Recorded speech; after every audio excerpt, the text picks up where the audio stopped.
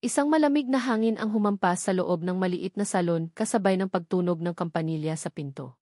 Agad na napukaw ang atensyon ng lahat, kasama na si Celestina Cruz, o Tinay para sa mga kakilala. Mula sa pagkakayuko niya sa paanan ng kanyang kliyente, dahan-dahan siyang nag-angat ng tingin. Isang matangkad na lalaki ang nakatayo sa may pintuan. Balot sa mamahaling damit, mula sa polo shirt na may maliit na logo na sigaw ang presyo, hanggang sa sapatos na mas makintab pa sa sahig ng kanilang salon. Ngunit hindi ang kanyang kasuotan ang nagpatigil sa hininga ni Tinay, kundi ang aura na dala nito, isang aura ng kapangyarihan at pagkamataas na tila hindi nababagay sa simpleng lugar na iyon. At sa gitna ng lahat, ang mga mata ng lalaki ay naghahanap. Nang magtama ang kanilang paningin, naramdaman ni Tinay ang isang pamilyar na kaba. Ang mga matang iyon, kahit hindi pa niya nakikita ng malapitan, ay parang dala ang bigat ng isang mundo na matagal na niyang tinatakbuhan. Hinahanap ko si Tinay Cruz, deklara ng lalaki, ang boses ay malalim at may otoridad, sapat na para marinig sa buong kwarto. Napalunok si Tinay. Dahan-dahan siyang tumayo, pinunasan ang mga kamay sa kanyang uniforme. Ako po, halos pabulong niyang sagot. Naglakad papalapit ang lalaki. Bawat hakbang ay tila may bigat, at sa bawat paglapit niya, lalong lumilinaw ang mukha nito sa paningin ni Tinay. Siya si Arthur Villarreal, ang nag-iisang anak ni Mayor Elena Villarreal, ang prinsipe ng San Isidro. Tumigil ito sa tapat niya, at sa isang iglap, naramdaman ni Tinay ang pag-urong ng lahat ng tao sa paligid. Tanging siya at ang lalaking ito na lang ang nasa gitna ng entablado. Ikaw pala, sabi ni Arthur, ang mga mata ay sinusuri siya mula ulo hanggang paa, na para bang isa siyang maruming basahan. Ikaw ang gumawa ng kuko ng nanay ko kahapon, hindi ba? Opo, sir, magalang na sagot ni Tinay, kahit pa nagsisimula ng manginig ang kanyang mga kamay. Ikinuyom niya ang mga ito sa kanyang likuran. Magaling, sarkastikong sabi ni Arthur. Itinaas niya ang kanyang cellphone at ipinakita ang isang litrato. Isang kamay na may pulang kuko, ngunit ang isa sa mga ito ay mailamat sa gitna. Isang araw pa lang, sira na. Ganito ba ang klase ng serbisyo ninyo dito? O sadyang para lang sa mga importanteng tao ang maayos na trabaho? Naramdaman ni Tinay ang pag-init ng kanyang pisngi. Hindi dahil sa hiya, kundi dahil sa galit. Kilala niya ang sarili niya. Maingat siya sa trabaho. At ang tonong ginamit ni Arthur, mapanghusga, mapagmaliit, ay tumusok sa isang sugat na matagal nang nakatago sa kanyang dibdib. Sir, sigurado po akong maayos ang pagkakagawa ko niyan kahapon, mahinahon ngunit matatag niyang sabi. Baka po may nagawa si Ma'am Mayor na naging dahilan ng pagkasirat. Are you blaming Diva Mother? Putol ni Arthur, ang boses ay tumaas ng bahagya. Siya pa ang may kasalanan ngayon? Sa pagbanggit ng salitang i-Mayor, isang imahe ang kumislap sa isip ni Tinay. Hindi si Mayor Elena, kundi ang isang anino ng nakaraan. Isang mukha ng lalaking politiko, nakangiti sa tarpaulin, habang ang pamilya niya ay nawawala ng lahat. Ang desperadong mukha ng kanyang ama, ang mga luhang hindi mapigilan ng kanyang ina. Ang tunog ng pagsara ng kanilang pinto sa huling pagkakataon. Ang mga politiko. Ang mga Villarreal. Sila ang may-ari ng San Isidro. Sila ang batas. Sila ang dahilan. Biglang nag-iba ang tibok ng puso ni Tinay. Ang takot ay napalitan ng tapang na nagmula sa galit. Ang sinasabi ko lang, sir, sagot niya, mas malinaw na ngayon ang boses, ay hindi namin kontrolado ang nangyayari sa kuko ng kliyente paglabas nila ng salon. At kung reklamo lang po ang ipinunta ninyo, pwede ninyong kausapin ang may-ari. Pero hindi ninyo kailangang ipahiya ang isang manggagawa sa harap ng lahat. Nagulat si Arthur. Tila hindi siya sanay na sinasagot ng ganoon. Kumunot ang kanyang noo at isang madilim na anino ang dumaan sa kanyang mga mata. Tapang mo, halos pabulong niyang sabi, puno ng pagbabanta. Tinay, tama na iyan, mahinang saway ng amo niyang si Aling Maritz, na ngayon ay nanginginig sa takot sa tabi. Sir Arthur, pasensya na po kayo. Libre na lang po ang susunod na serbisyo ni Mayora, ako na po ang bahala. Ngunit hindi na nakatingin si Arthur kay Aling Maritz. Ang mga mata niya ay nakatitig pa rin kay Tinay, isang titig na maihalong pagkagulat at inis. Pagkatapos ng ilang segundong nakakabinging katahimikan, tumalikod ito at naglakad palabas ng walang paalam. Ang tunog ng kampanilya sa kanyang paglabas ay tila mas malakas, mas matinis. Naiwan si Tinay na nakatayo, ang puso ay kumakabog na parang tambol. Naramdaman niya ang mga tingin ng kanyang mga katrabaho at ng mga kliyente. Ang iba'y may paghanga, ang iba'y may pag-aalala. Ngunit para kay Tinay, iisa lang ang nararamdaman niya, isang pagod na galit. Natapos ang araw na mabigat ang pakiramdam. Bawat customer na hawakan ni Tinay ay tila may dalang alaala ng nangyari kanina. Nang oras na para umuwi, isang malakas na buhos ng ulan ang sumalubong sa kanya. Wala siyang payong. Wala siyang pagpipilian kundi ang suungin ang ulan. Habang naglalakad siya sa gilid ng kalsada, basang-basa at nanginginig sa ginaw, isang sasakyan ang mabilis na dumaan sa isang lubak, at isang alon ng maruming tubig ang tumalsik sa kanya. Ano ba, sigaw niya sa inis, ngunit huli na. Ang sasakyan ay nagpatuloy lang. Lalo siyang napayuko, pinipigilan ang mga luha ng frustrasyon na nagbabadyang tumulo. Nagpatuloy siya sa paglalakad, halos wala nang makita dahil sa lakas ng ulan. Sa kanyang pagtawid sa isang kanto, isang nakakasilaw na ilaw ang biglang sumulpot mula sa kanyang gilid, kasabay ng isang nakabibinging tunog ng preno. Napapikit si Tinay, hinihintay ang pagtama. Ngunit wala. Nang imulat niya ang kanyang mga mata, isang itim at mamahaling kotse ang nakatigil, ilang pulgada na lang mula sa kanya. Bumukas ang bintana sa driver's side. Hindi ka ba tumitingin sa dinadaanan mo? Isang pamilyar na boses ang sumigaw. Si Arthur Villarreal. Nakatitig ito sa kanya, ang mukha ay puno ng pagkainis, ngunit nang makilala siya, ang inis ay napalitan ng pagkagulat. Ikaw? Hindi makapagsalita si Tinay. Nanginginig siya, hindi na malaman kung dahil sa ginaw o sa takot. Bumuntong hininga si Arthur, isang hiningang puno ng iritasyon. Sakay na, utos niya. Huwag na. Okay lang ako, mabilis niyang tanggi. Ang huling bagay na gusto niya ay ang sumakay sa kotse ng lalaking ito. Nakikita mo ba ang sarili mo? At nakikita mo ba ang lakas ng ulan? Giit ni Arthur, ang pasensya ay halatang paubos na. Sumakay ka na. Ihahatid na kita. Bago pa tayo parehong magkasakit dito. Walang nagawa si Tinay. Ang lamig ay tumatagos na sa kanyang mga buto. Dahan-dahan siyang umikot at binuksan ang pinto sa passenger side. Pumasok siya, dala ang amoy ng ulan at ang lamig ng gabi sa loob ng mainit at malinis na sasakyan na amoy katad. Isinara niya ang pinto at isang nakabibinging katahimikan ang namayani sa pagitan nila. Tanging ang tunog ng wiper at ang patak ng ulan sa bubong ang maririnig. Pinatakbo ni Arthur ang sasakyan ng marahan. Saan ka? Tanong niya, hindi nakatingin sa kanya. Diyan lang po sa kanto ng Sampaguita Street, mahina niyang sagot. Hindi na muling nagsalita si Arthur. Patuloy lang ito sa pagmamaneho. Pasulyap-sulyap si Tinay sa kanya. Sa dilim, na may liwanag lang mula sa dashboard, hindi na gaanong nakakatakot ang kanyang itsura. Mukha lang siyang isang lalaking pagod. Ngunit alam ni Tinay na ang katahimikan na ito ay mas mabigat pa kaysa sa isang sigawan. Nang marating nila ang kanto na sinabi niya, itinigil ni Arthur ang sasakyan. Salamat, sabi ni Tinay, ang boses ay halos hindi marinig. Hindi sumagot si Arthur. Nakatingin lang ito sa kalsada sa unahan. Inabot ni Tinay ang handle ng pinto para buksan ito. Ngunit sa pag-abot ng kanyang kamay, biglang nagsalita si Arthur na nagpatigil sa kanya. Anong nangyari dyan? Napatingin si Tinay sa direksyon ng tingin ni Arthur. Nakatitig ito sa kanyang kamay, sa likod ng palad niya. Doon, sa kanyang balat na maputla, dahil sa lamig, ay may isang manipis at mahabang peklat. Halos hindi na ito kapansin-pansin, isang kupas na alaala ng sakit. Ngunit sa ilalim ng malamlam na ilaw ng kotse, tila ito nabuhay muli. Napako ang tingin ni Arthur doon, ang kanyang mga mata ay nanlalaki ng bahagya. Ang kaninang inis at pagkamataas sa kanyang mukha ay biglang naglaho, napalitan ng isang ekspresyon na hindi maintindihan ni Tinay. Isang ekspresyon ng pagkilala, ng gulat at ng takot. Hindi maalis sa isip ni Arthur ang peklat sa kamay ni Tinay. Mula pa kagabi, pagkatapos niyang ihatid ang babae sa kanto ng kanilang eskinita, ang imahe ng manipis na linyang iyon ay tila nakaukit na sa kanyang utak.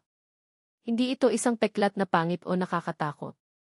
Ito'y isang peklat na may kwento, isang markang pamilyar sa isang paraan na hindi niya maintindihan. Nagkaroon ng isang kisap-matang alaala mula sa kanyang pagkabata, isang sigaw, isang batang babaeng umiiyak, isang sugat, Ngunit malabo ito at mabilis na nawala na parang isang panaginip na pilit mong inaalala pagkagising. Arthur. Ang malamig na boses ng kanyang ina ang pumutol sa kanyang malalim na pag-iisip. Napatingala siya mula sa kanyang plato. Nasa harap niya si Mayor Elena Villarreal, nakaupo ng tuwid sa kabilang dulo ng mahabang mesa. Ang kanyang mukha ay perpektong naka-makeup kahit 6:00 pa lang ng umaga. Ang bawat kilos niya ay may kalkuladong bigat. Ma, sagot ni Arthur, ibinaba ang kanyang kubyertos.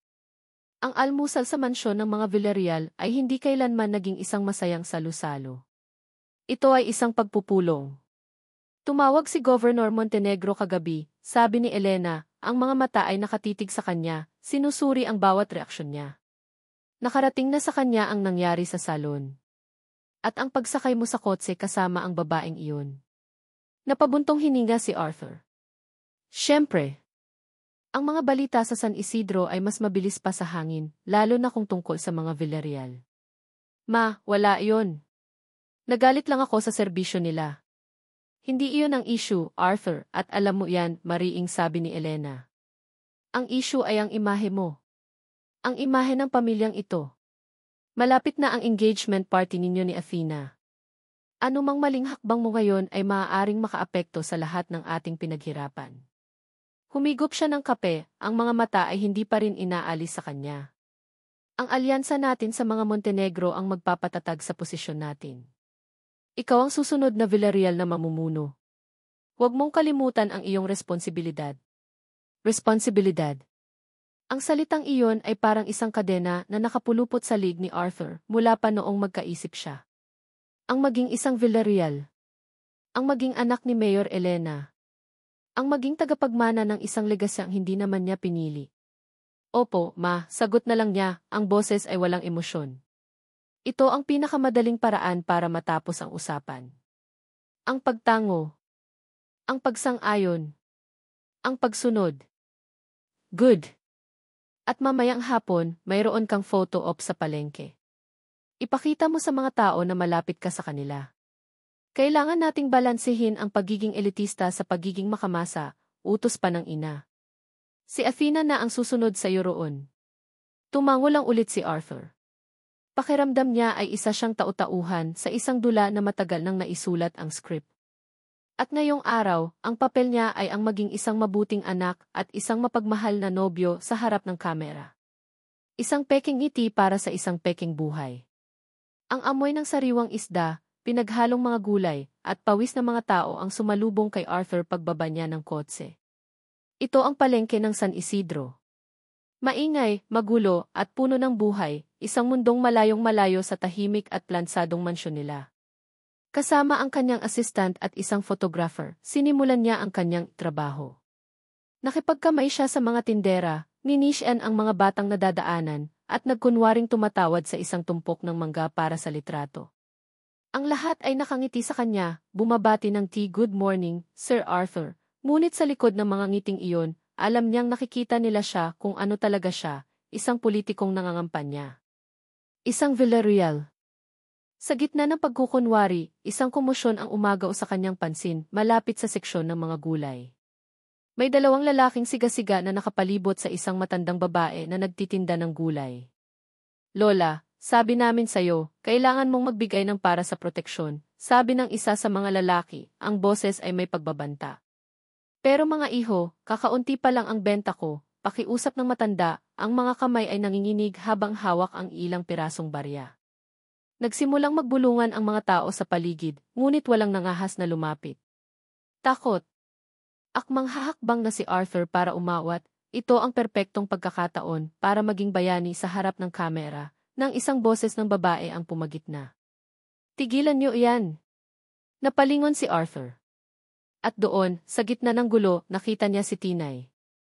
Nakatayo ito sa pagitan ng mga siga at ng matandang babae. Wala na ang uniforme niya sa salon, nakasuot lang ito ng simpleng t-shirt at pantalon.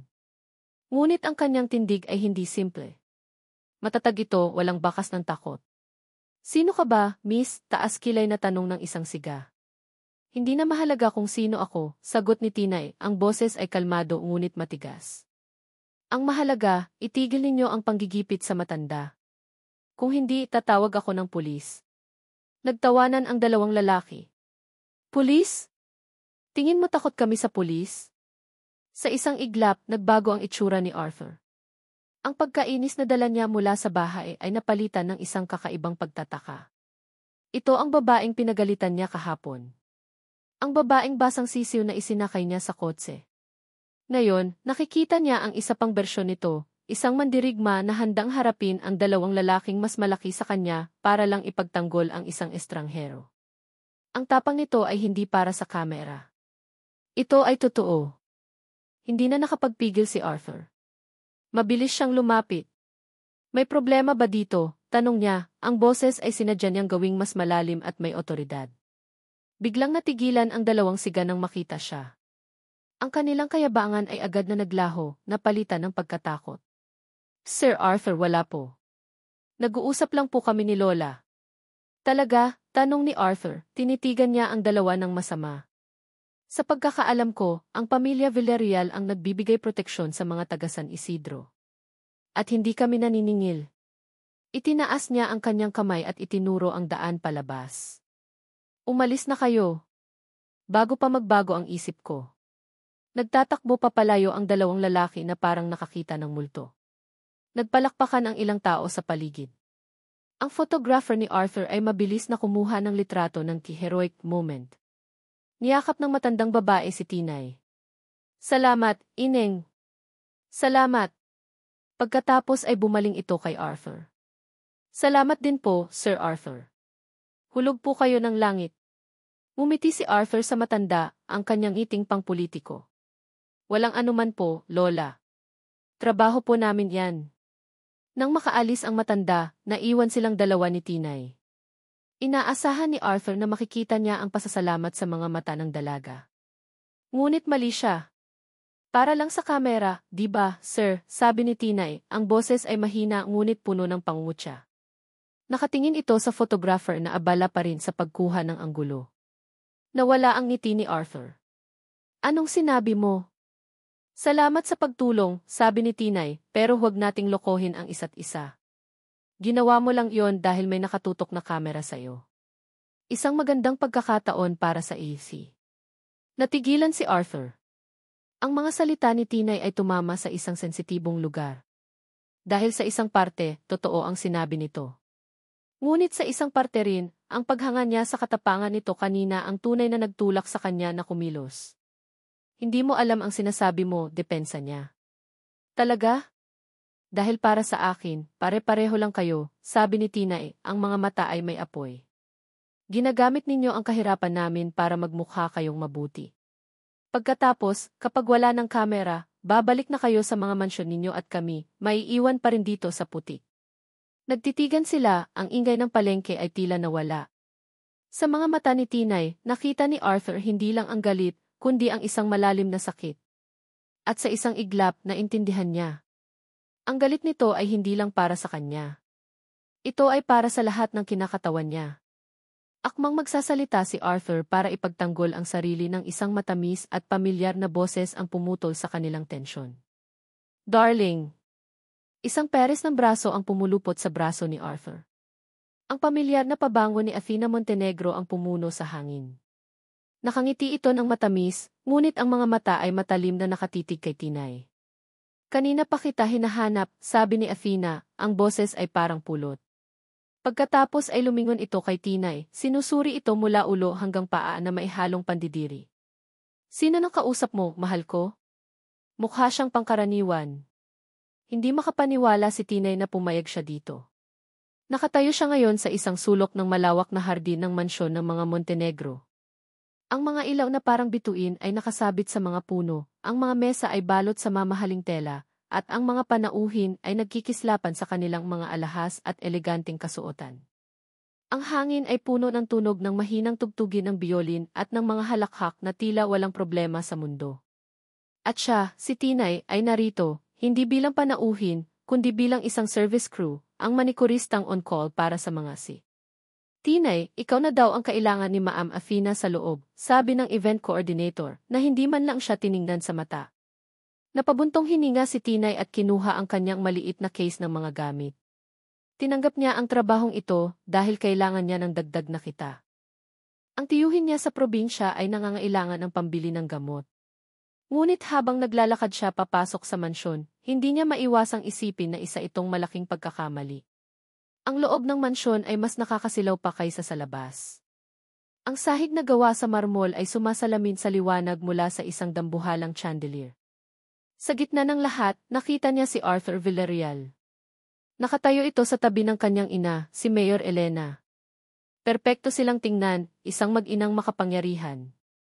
Ngunit nang magtama sandali ang kanilang mga mata, nakita ni Tinay ang isang pamilyar na pagkabagot sa mukha ni Arthur bago ito napalitan ng isang peking ngiti ng mailumapit na bisita. Dinala si Tinay sa isang malaking kwarto kung saan nag-aayos si Athena Montenegro. Nakaupo ito sa harap ng isang salamin na napapalibutan ng mga ilaw, suot ang isang puting bestida na kumikinang. "So, you're the nail girl," sabi ni Athena, tinitingnan si Tinay mula sa salamin, ang boses ay puno ng paghamak. Ito ang unang pagkakataon na nagkaharap sila ng formal pagkatapos ng insidente sa palengke. "Opo, ma'am," sagot ni Tinay, inilalabas ang kanyang mga gamit. Habang ginagawa ni Tinay ang mga kuko ni Athena, nanatiling tahimik ang kwarto. Ngunit ang katahimikan ay mabigat. Bawat kilos ni Tinay ay tila binabantayan. Sa isang sulok, narinig niya ang dalawang babae na nagbubulungan. Siya ba yung manikurista na nakaaway ni Arthur sa salon? Ang tapang daw, sabi ng driver ni Mayor. Talaga? Tiyese, tingnan mo nga, hindi marunong lumugar. Dito pa talaga tumanggap ng racket. Ang kapal ng mukha. Napayuko si Tinay, nagkunwaring naghahanap ng tamang kulay ng nail polish. Ang bawat salita ay parang maliliit na karayom na tumutusok sa kanyang balat. Ikinuyom niya ang kanyang panga. "Hindi, Tinay. Trabaho lang ito. Para sa gamot ni Tio." Ilang sandali pa, narinig niya ang boses ni Mayor Elena at ni Governor Montenegro na nag-uusap malapit sa pinto. Hindi sila pasigaw, ngunit sapat ang diin sa kanilang mga salita para marinig niya. "Everything is set, Elena," sabi ng gobernador. "This engagement is more than just for the kids. It's for the future of our families." Isang alyansa. "Of course, Governor," sagot ni Elena, ang boses ay kasing lamig ng yelo. "Arthur knows his responsibilities. He will not fail us." Naramdaman ni Tinay ang isang pamilyar na pait sa kanyang lalamunan. Alyansa. Responsibilidad. Hindi pag-ibig. Tama ang hinala niya. Ang ingranding selebrasyong ito ay isa lamang malaking transaksyon ng negosyo, at ang dalawang puso ay ang ipinambabayad. "Tapos na po, ma'am," mahinang sabi ni Tinay, nang matapos niyang lagyan ng top coat ang mga kuko ni Athena. Tumayo si Athena at sinuri ang kanyang mga kamay sa ilalim ng ilaw. "It's acceptable," sabi nito na parang nagbibigay ng malaking pabor. Naglakad ito papunta sa isang maliit na mesa, kung saan nakapatong ang kanyang purse at isang baso ng red wine. Akmang aalisin na ni Tinay ang kanyang mga gamit nang biglang lumingon si Athena. "Wait. SV purse." Itinuro nito ang clutch bag. "Can you hand it to me? Ayokong masira ang kuko ko." Tumango si Tinay at lumapit para kunin ang bag, ngunit sa pag-abot niya rito, biglang kumilos si Athena, na para bang natapilok at nabangga siya. Ang baso ng red wine sa mesa ay tumapon, diretso sa puting uniforme ni Tinay. "Oh and by God," tili ni Athena, ngunit ang mga mata nito ay naglalaro sa tuwa. "I'm so sorry. Look what you made me do." Isang malaking, pulang mansa ngayon ang nasa dibdib ng damit ni Tinay. Naramdaman niya ang pag-init ng kanyang mga pisngi. Ang lahat ng tao sa kwarto ay napatingin sa kanila. "Hala, sorry po talaga, Ma'am Athena." Sabi ng isa sa mga alalay, akmang pupunasan si Athena, kahit wala namang natapon sa kanya. Ngunit biglang nagbago ang itsura ni Athena. Mula sa pagkukunwaring gulat, napalitan ito ng tunay na pagkataranta. Kinapa niya ang kanyang pulso. "Wait. Where is it? Where's the bracelet?" Nagsimula siyang magpalinga-linga. "Is the diamond bracelet? The one Arthur gave me. It was just here." Nagsimulang magkagulo ang mga tao sa kwarto. Nawawala ang bracelet ni Ma'am. Tumingin si Athena sa paligid, ang mga mata ay puno ng luha na handang pumatak. At pagkatapos, dahan-dahan itong tumingin kay Tinay. Ang mga mata niya ay nanlilisik. Sabi niya, itinuturo si Tinay. Ikaw ang huling lumapit sa akin. Ikaw ang kumuha nito. Parang binuhusan ng nagielong tubig si Tinay. Ano po? Hindi po totoo yan. Huwag ka nang magkaila, sigaw ni Athena, ang boses ay umaalingaw sa buong kwarto. Ginulo mo ako para makuha ang bracelet ko. Magnanakaw. Ang salitang magnanakaw di ay parang isang malakas na sampal. Napapalibutan na siya ngayon ng mga bisitang nakatingin sa kanya ng may pandidiri at paghusga. Ang kanyang simpleng uniforme, na ngayon ay may mansa ng alak, ay tila isang ebidensya ng kanyang pikasalanan. Hindi ko po ginawa yan, ma'am. Maniwala po kayo, pakiusap ni Tinay, ang boses ay nanginginig na. Dalawang security guard ang mabilis na lumapit sa kanya. Miss, kailangan ka naming kapapan. Huwag, sigaw ni Tinay, yumayakap sa sarili. Ang hiya at galit ay naguunahan sa kanyang dibdib. Sa gitna ng gulo, nakita niya si Mayor Elena na papalapit, ang mukha ay isang maskara ng kontroladong galit. Nakita rin niya si Arthur na nakatayo malapit sa pinto, ang mukha ay hindi maipinta. Get this sorted out. Quietly, utos ni Mayor Elena sa mga gwardiya, ang tingin ay tila dumudurog kay Tinay. Akmang hahawakan na ng isang gwardiya ang braso ni Tinay ng isang boses ang pumigil sa lahat. Tumigil kayo. Lahat ay napalingon. Naglakad si Arthur papasok sa gitna ng bilog, ang mga mata ay matalim at nakatutok, hindi kay Tinay, kundi kay Athena. Arthur, darling, sabi ni Athena, tumatakbo papalapit sa kanya. This woman, she stole the bracelet. Ngunit hindi siya pinansin ni Arthur. Lumapit ito kay Tinay at tumayo sa pagitan niya at ng mga gwardiya. Hinarap niya ang lahat, ang kanyang boses ay kalmado, ngunit may bigat na hindi maikakaila. Naniniwala ako sa kanya. Isang nakabibinging katahimikan ang bumalot sa buong kwarto. Maging si Mayor Elena ay natigilan. Si Athena ay napanganga, hindi makapaniwala. Arthur, anong sinasabi mo? Galit na bulong ni Mayor Elena. Ang sabi ko, naniniwala ako sa kanya, ulit ni Arthur, mas malakas ngayon. Humarap siya kay Athena. Gusto mong malaman kung nasaan ang bracelet mo, Athena? Simple lang. Tumingin siya sa head of security. I check ninyo ang PK footage. Ngayon din ni. Namutla si Athena. Arthur, what's the point? It's obvious. Gawin ninyo, utos ni Arthur, ang boses ay hindi na nagtatanong, kundi nag-uutos. Walang nagawa ang security kundi sumunod. Pagkatapos ng ilang minutong puno ng tensyon, isang gwardiya ang bumalik dala ang isang tablet. Ipinakita niya ito kay Arthur na ipinakita naman sa lahat. Ang video ay malinaw. Kitang-kita kung paano sinadya ni Athena na mabangga si Tinay.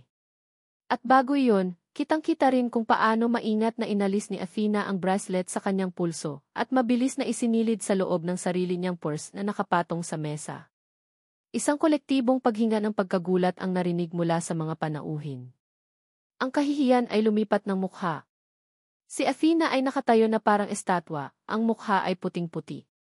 Sa gitna ng nakabibinging katahimikan, gumawa si Arthur ng isang bagay na tuluyang yumanig sa pundasyon ng gabing iyon.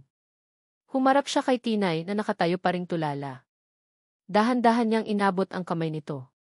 Nagulat si Tinay, ngunit bago pa siya makaiwas, ang mga daliri na ni Arthur ang mahigpit na nakahawak sa kanya. Ang init ng kamay nito ay tila isang kuryenteng gumising sa kanya. Halika na, sabi ni Arthur sa mahinang boses, para lang marinig ni Tinay. At sa harap ng kanyang nagingit-ngit na ina, ng kanyang napahiyang nobya, at ng daan-daang pares ng matang hindi makapaniwala, hinila ni Arthur si Celestina Cruz palabas ng engranding party, palabas ng magulong kwarto, at palabas tungo sa isang eskandalong ayon palang nagsisimula. Ang mga kamay ni Arthur ay mahigpit na nakahawak sa kamay ni Tinay habang mabilis silang lumalabas sa mansyon. Hindi niya pinansin ang mga bulungan, ang mga titig na humahabol sa kanila, o ang galit na sigaw ng pangalan niya mula sa kanyang ina. Ang tanging naririnig niya ay ang malakas na kabog ng sarili niyang dibdib. Ang tanging nararamdaman niya ay ang malamig at nanginginig na kamay ni Tinay sa loob ng kanyang palad. Dinala niya ito diretso sa kanyang kotse. Pinagbuksan niya ito ng pinto at pumasok naman si Tinay ng walang imik na para bang isang manikang walang sariling isip. Mabilis siyang umikot sa driver's side at pinaandar ang makina. Sa isang iglap, iniwan nila ang magulong selebrasyon, ang mga kumikinang na ilaw at ang mundo ng pagkukunwari. Sa loob ng kotse, ang katahimikan ay mas mabigat kaysa sa ingay na iniwan nila. Patuloy sa pagmamaneho si Arthur, hindi alam kung saan pupunta. Ang kailangan lang niya ay ang makalayo. Pasulyap-sulyap siya kay Tinay. Nakayuko ito, nakatingin sa sarili nitong mga kamay na nasa kanyang kandungan. Ang mansa ng red wine sa puting uniforme nito ay tila isang sariwang sugat. Nanginginig pa rin ito ng bahagya. Naramdaman ni Arthur ang isang pamilyar na bigat sa kanyang dibdib, pagkakasala. Siya ang dahilan nito. Ang mundo niya ang gumawa nito sa kanya.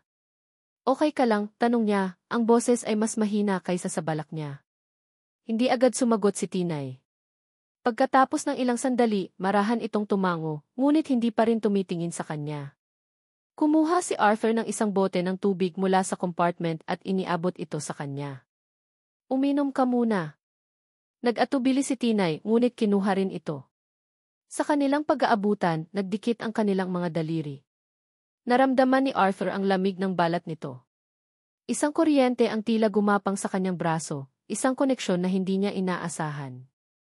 Mabilis na binawi ni Tinay ang kanyang kamay na para bang napaso. Nagpatuloy si Arthur sa pagmamaneho hanggang sa makarating sila sa isang lugar na madalas niyang puntahan kapag gusto niyang mapag-isa, isang maliit at tagong bahagi sa tabi ng lawa ng San Isidro. Itinigil niya ang kotse sa ilalim ng isang malaking puno ng akasya. Ang tanging liwanag ay nagmumula sa bilog na buwan na sumasalamin sa payapang tubig ng lawa. Pinatay niya ang makina. Muli, katahimikan. Bakit mo ginawa iyon? Nabasag ang katahimikan sa tanong ni Tinay. Ang boses niya ay nanginginig pa rin, ngunit mayroon na itong bakas ng lakas ng pagkalito. Sa wakas ay tumingin na ito sa kanya, ang mga mata ay puno ng mga tanong na hindi masabi. Huminga ng malalim si Arthur. Sorry, sabi niya, ang mga salita ay tapat at walang bahid ng pagiging politiko. Sorry, Tinay. Dahil sa akin, napunta ka sa sitwasyong iyon. Dahil sa akin, napahamak ka. Umiling si Tinay. Hindi iyon ang ibig kong sabihin. Bakit mo ako pinaniwalaan? Tumingin si Arthur sa labas, sa kumikinang na lawa. Paano niya sasabihin? Paano niya ipapaliwanag ang isang bagay na hindi niya rin lubusang maintindihan? Dahil nakita ko sa mga mata mo, sagot niya, bumabaling muli sa kanya. At dahil kilala ko si Athena. Pero nobya mo siya. Anak ka ng mayor. Ako wala lang ako, sabi ni Tinay, ang boses ay puno ng pait. Sinira mo ang engagement party mo para sa isang estranghero. Hindi ka estranghero, mabilis na sagot ni Arthur. Mula noong araw sa salon, hanggang sa palengke may nakikita ako sa'yo, Tinay. Isang bagay na wala sa mundo ko. Naguluhan si Tinay. Ano nang ibig mong sabihin? Ngumiti si Arthur ng isang malungkot na ngiti. Naiinggit ako sa'yo. Kumunot ang noo ni Tinay. Naiinggit? Sa akin? Sir, baka nakakalimutan ninyo, kayo si Arthur Villarreal. Nasa inyo na ang lahat. Ako, namomroblema kung paano magbabayad ng renta bukas. May pera ako. May kapangyarihan ang pamilya ko, pag-amin ni Arthur, ang boses ay unti-unting napupuno ng emosyon na matagal na niyang itinatago. Pero malaya ka ba ako? Hindi. Bawat kilos ko, bawat salita, bawat ngiti, lahat yan may script. Nakakulong ako sa pangalan ko, sa mga responsibilidad na ipinasa sa akin. Nakakulong ako sa mga plano nila para sa akin. Humarap siya ng buo kay Tinay, ang mga mata ay nagsusumamo na maintindihan siya. Pero ikaw nakita kita sa palengke. Ipinagtanggol mo iyong matanda ng walang takot. Lumaban ka sa akin sa salon. Lumalaban ka para sa tama kahit mahirap ang buhay. Malaya kang maging totoo sa sarili mo. Samantalang ako, Lee. Napayuko siya, isa lang akong magaling na aktor. Sa unang pagkakataon, nakita ni Tinay ang isang bagay na iba sa mga mata ni Arthur. Wala na ang pagkamataas, wala na ang aura ng isang prinsipe. Ang nakikita niya ngayon ay isang lalaking pagod, isang lalaking nalulunod. Nakita niya ang bigat na pasa nito, ang kalungkutang itinatago sa likod ng perpektong imahe. Naramdaman ni Tinay ang unti-unting paglambot ng kanyang puso. Ang galit na naramdaman niya para sa mga T. Villarreal ay biglang nagkaroon ng mukha, isang mukhang nasasaktan din.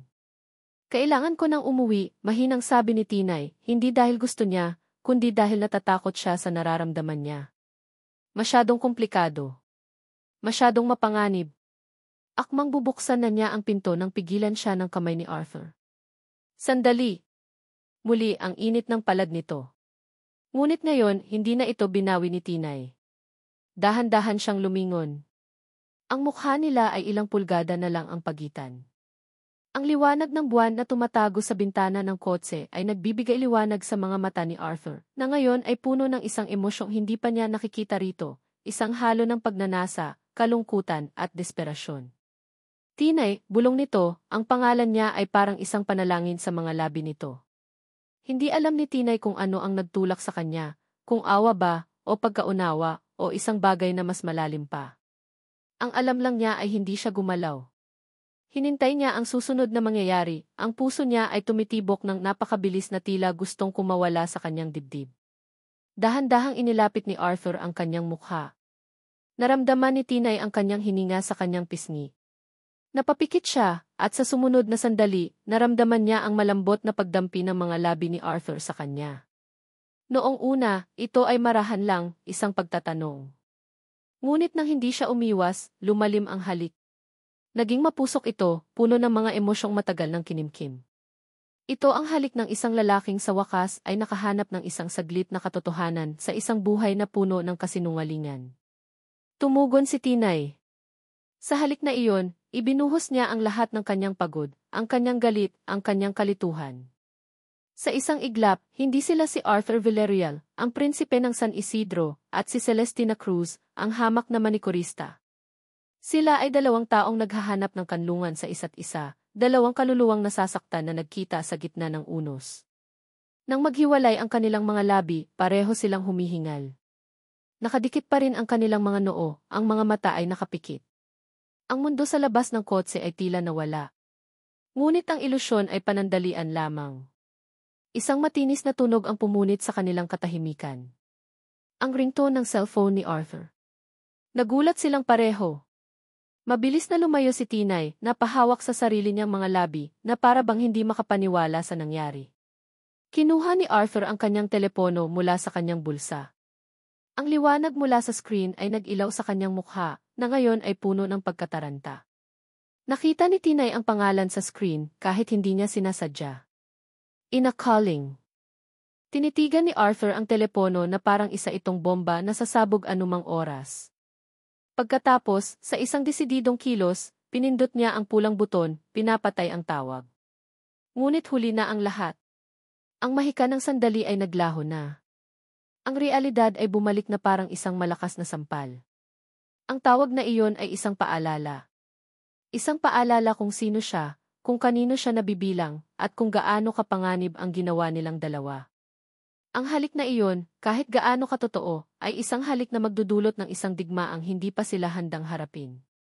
Ihahatid na kita, sabi ni Arthur, ang boses ay garalgal. Iniiwasan na niya ang tingin ni Tinay. Tumango lang si Tinay, nakatingin sa labas ng bintana, pinagmamasdan ang buwan. Ang ganda nito mula sa malayo, ngunit hindi mo ito maaaring abutin. Katulad ng sandaling iyon. Katulad ng lalaking katabi niya. Ang umaga ay dumating na may dalang bigat sa dibdib ni Tinay. Paggising niya sa kanyang maliit na kwarto, ang unang pumasok sa isip niya ay ang nangyari kagabi. Ang gulo sa party. Ang init ng kamay ni Arthur. Ang halik sa ilalim ng buwan. Napahawak siya sa sarili niyang mga labi, at naramdaman niya ang multo ng halik na iyon, isang alaala na parehong matamis at mapanganib. Ngunit ang panandali ang kilig ay mabilis na nilamon ng isang malamig na takot. Ano ang ginawa niya? Ano ang iniisip niya? Ang isang halik ay hindi makakapagbago ng katotohanan na si Arthur Villarreal ay mula sa ibang mundo, isang mundong mapanganib na minsan nang sumira sa kanyang pamilya. At siya, sa isang saglit na kahinaan, ay hinayaan ang sarili niyang pumasok sa gitna ng unos na iyon. Trabaho lang, Tinay. Magtrabaho ka lang, bulong niya sa sarili, pilit na inaalis ang mga alaala. Kailangan niyang kumilos na parang walang nangyari. Kailangan niyang bumalik sa normal. Ngunit pagdating niya sa kanto kung nasaan ang igla mouro sa salon, alam na niyang wala nang babalikan pang normalidad. Mula pa sa malayo, nakita na niya. Ang salaming pinto ng salon ay basag, ang mga piraso ay kumalat sa semento na parang mga luha. Ang signboard na may nakasulat na pangalan ng salon ay may mahabang gasgas, sinadyang sirain. Isang malamig na kaba ang gumapang sa puso ni Tinay. Dahan-dahan siyang lumapit, ang bawat hakbang ay mas mabigat kaysa sa nauna. Sa loob, ang itsura ay mas malala pa. Ang mga salamin sa bawat istasyon ay pinagbabasag. Ang mga upuan ay nakatumba. Ang mga bote ng nail polish ay ibinuhos sa sahig. Ang mga kulay ay naghalo-halo na parang dugo sa isang karumal-dumal na eksena. Sa gitna ng lahat, nakaupo sa sahig si Aling Maritz, ang may-ari ng salon. Nakasubsob ang mukha nito sa kanyang mga palad at umiiyak ng walang tunog. Aling Maritz, takbong lumapit si Tinay, lumuhod sa tabi nito. Anong nangyari dito? Sino nang may gawa nito? Hindi ko alam, Tinay, hindi ko alam, hikbi ni Aling Maritz. Pagdating ko kaninang umaga, ganito na. Ang negosyo ko ang lahat ng pinaghirapan ko di. Niyakap ni Tinay ang kanyang amo, ngunit ang sarili niyang mga kamay ay nanlalamig sa takot. Alam niya kung sino ang may gawa nito. Hindi niya kailangan ng ebidensya. Ang gawaing ito ay may pirma ng galit at kapangyarihan. Ito ang ganti ni Athena. Ito na ang sinasabi niya. Ang gulo. Ang panganib. At ngayon, dahil sa kanya, nadamay ang isang inosenteng tao. Ang bigat ng pagkakasala ay parang isang malaking bato na dumagan sa kanyang dibdib. Sorry po, Aling Maritz, sorry po. Paulit-ulit niyang sabi, ang mga luha ay nagsisimula na ring mamuo sa kanyang mga mata. Isang itim na kotse ang huminto sa tapat ng salon. Mula rito ay bumaba si Athena Montenegro, nakasuot ng puting bestida at malalaking sunglasses, na para bang isang anghel na bumaba sa gitna ng trahedya. Kasunod niya ang kanyang mga alalay. Oh, if my goodness! What happened here? Sabi ni Athena, ang boses ay puno ng pagkukunwaring gulat at awa. Lumapit ito sa kanila, maingat na iniiwasan ang mga bubog sa sahig. This is horrible. Tumingin si Tinay kay Athena, ang galit ay nagsisimulang pumalit sa kanyang takot. Ang pag-arte nito ay perpekto, ngunit nakikita niya ang kislap ng tagumpay sa likod ng madilim na salamin nito. Kawawa ka naman, Ale, sabi ni Athena kay Aling Maritz, na para bang si Tinay ay hangin lang. Alam mo, mahirap talagang magkaroon ng negosyo sa panahon ngayon. Lalo na kung ang mga empleyado mo ay may mga kaaway na makapangyarihan. Natigilan si Aling Marites sa pag-iyak at nag-angat ng tingin. Ano po nang ibig ninyong sabihin, ma'am? Nagbuntong hininga si Athena, isang buntong hiningang puno ng drama. Ang pamilya Villarreal marami silang kalaban sa politika. Mga taong gagawin ang lahat para siraan sila. Tumingin ito ng direkta kay Tinay sa unang pagkakataon, isang tinging puno ng kahulugan.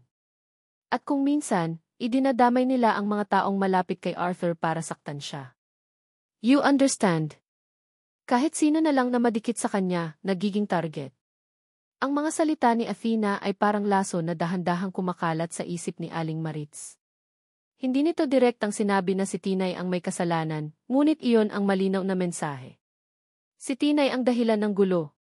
Si Tinay ang nagdala ng panganib dito. Hindi po totoo yan, depensa ni Tinay tumatayo. Oh, really? Taas kilay na sabi ni Athena. Bakit?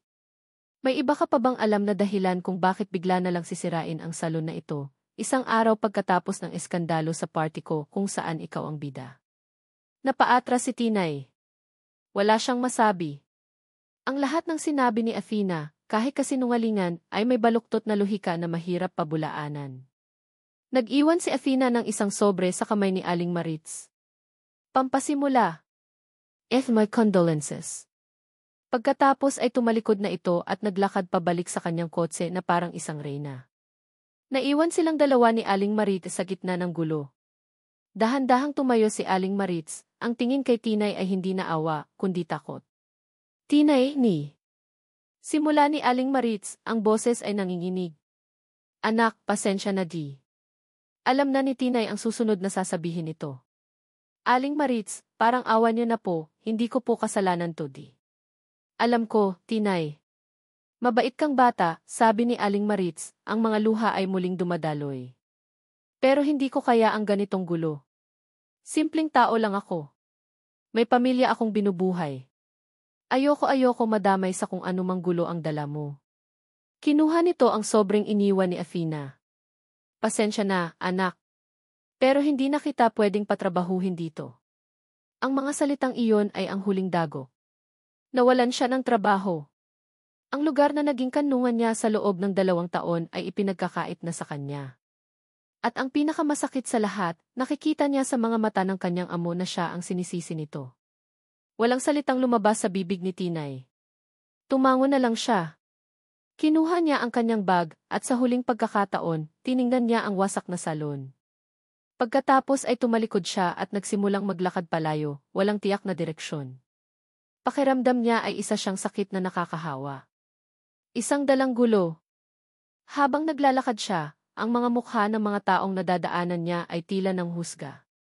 Ang bigat sa kanyang dibdib ay halos hindi na niya makaya. Tanging ang pagkakasala at kawalan ng pag-asa ang kanyang kasama. Gabi na nang makauwi siya sa kanyang kwarto. Humiga siya sa kama, niyakap ang kanyang mga tuhod, at doon, sa dilim, hinayaan niyang bumuhos ang lahat ng kanyang luha. Nang sa wakas ay naubos na ang kanyang mga luha, isang pamilyar na tunog ang narinig niya.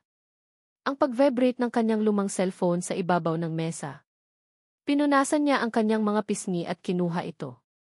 Isang mensahe mula sa isang numerong hindi rehistrado. Binuksan niya ito. Ang kanyang puso ay halos tumigil sa pagtibok. Ito ay isang litrato. Isang litratong kuha mula sa malayo, medyo malabo, ngunit malinaw pa rin. Ang liwanag ng buwan. Ang loob ng isang kotse. 2 figura na magkalapit ang mukha. Isang halik. Sila ni Arthur. Sa ilalim ng litrato may isang maikling mensahe. 3 salita na nagpatindig sa lahat ng balahibo sa kanyang katawan at nagpalamig sa kanyang buong kaluluwa. Simula ka pa lang. Hindi mapakali si Arthur. Kanina pa siya paikot-ikot sa kanyang kwarto, na parang isang leon na nakakulong sa hawla. Ang kanyang cellphone ay halos mag-init na sa kakatawag niya sa numero ni Tinay, ngunit wala itong sagot. Tumawag na rin siya sa salon, at ang narinig niya mula sa isang katrabaho ni Tinay ay ang balitang sumira sa kanyang araw. Wasak ang salon at sinisisi si Tinay. Hanapin ninyo ang address niya. Ngayon din, utos niya sa kanyang assistant sa telepono. Ang boses ay nanggigigil sa pinaghalong galit at pag-aalala. Kasalanan niya ito. Ang lahat ng ito ay kasalanan niya. Dapat ay hindi niya ito hinayaan. Dapat ay mas naging maingat siya. Ngunit ang halik na iyon ay nagpabago sa lahat ng kalkulasyon sa kanyang isip. Arthur. Bumukas ng malakas ang pinto ng kanyang kwarto. Pumasok si Mayor Elena, ang mukha ay isang perpektong maskara ng malamig na galit. Sa likod niya ay nakasunod si Athena, ang mga mata ay namumugto, isang imahe ng isang biktima na alam ni Arthur ay purong kasinungalingan. What is the meaning of this? Tanong ni Elena, itinataas ang isang tablet kung saan nakabalandra ang isang article mula sa isang gossip blog. Pictures of you and that girl are starting to circulate. Sinisira mo ang lahat. Sinisira ko ang lahat, hindi makapaniwalang sagot ni Arthur, tumatawa ng isang tawang walang saya. Ako ba, ma? O si Athena? Tumingin siya ng masama kay Athena, na agad namang yumakap sa braso ng kanyang ina na parang isang takot na bata. Tinanong mo ba siya kung anong ginawa niya sa salon ng babaeng yon? Wala akong ginagawa, mabilis na tanggi ni Athena. Arthur, darling, bakit mo ako pinagbibintangan? Ako ang biktima dito. Huwag kang umarte na parang inosente, Athena, dahil pareho nating alam ang totoo, sigaw ni Arthur. Enough! Ang sigaw ni Mayor Elena ay pumuno sa buong silid, sapat na para patahimikin silang lahat. Tumingin ito kay Arthur, ang mga mata ay nanlilisik. Hindi ko alam kung anong pumasok sa isip mo, Arthur. Pero itigil mo na to, this girl is a nobody. Isang distraksyon. Ang kinabukasan ng pamilyang ito ang nakataya. Ang alyansa natin sa mga Montenegro. Hindi mo ba naiintindihan ang mga sakripisyong ginagawa ko para maprotektahan ang lahat ng ito? Sa huling pangungusap, mayroong isang bagay na nag-iba sa boses ng kanyang ina. Isang bahagyang panginginig. Isang bakas ng desperasyon na bihirang-bihira niyang marinig mula sa bakal na babaeng ito. Karaniwan, kapag pinag-uusapan nila ang politika, ang boses nito ay puno ng ambisyon at kapangyarihan. Ngunit ngayon, may takot. Natigilan si Arthur. Ang galit niya ay biglang napalitan ng isang malamig na pagdududa. Sakripisyo. Protection. Ang mga salitang iyon ay hindi tugma sa isang taong naghahangad lang ng mas mataas na kapangyarihan. Umalis si Elena, hila-hila si Athena, at iniwan si Arthur na nakatayo, ang isip ay gulong-gulo. May mali. May isang malaking piraso ng puzzle na nawawala. At pakiramdam niya, ang sagot ay hindi nasa hinaharap kundi nasa nakaraan. Gabi na ng tahimik na pumasok si Arthur sa isang lugar sa mansyon na bihira ng buksan, ang dating opisina ng kanyang yumaong ama. Ang amoy ng alikabok at lumang papel ang sumalubong sa kanya.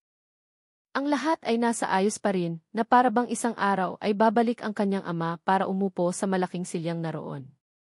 Hindi niya alam kung ano ang hinahanap niya. Isa lang ang alam niya, kailangan niyang maghanap. Binuksan niya ang mga drawer ng lamesa. Mga lumang papeles, mga resibo, mga plano ng proyekto. Wala. Binuksan niya ang mga kabinet na puno ng mga libro. Wala rin. Malapit na siyang sumuko nang mapansin niya ang isang bagay sa ilalim ng lamesa, natatabunan ng isang lumang alpombra. Isang malaki at mabigat na bowl na gawa sa kahoy. Isang lumang bowl na may kalawang ng kandado. Kinutuban siya. Mabilis siyang humanap ng isang bakal na letter opener at ginamit itong pansungkit sa kandado.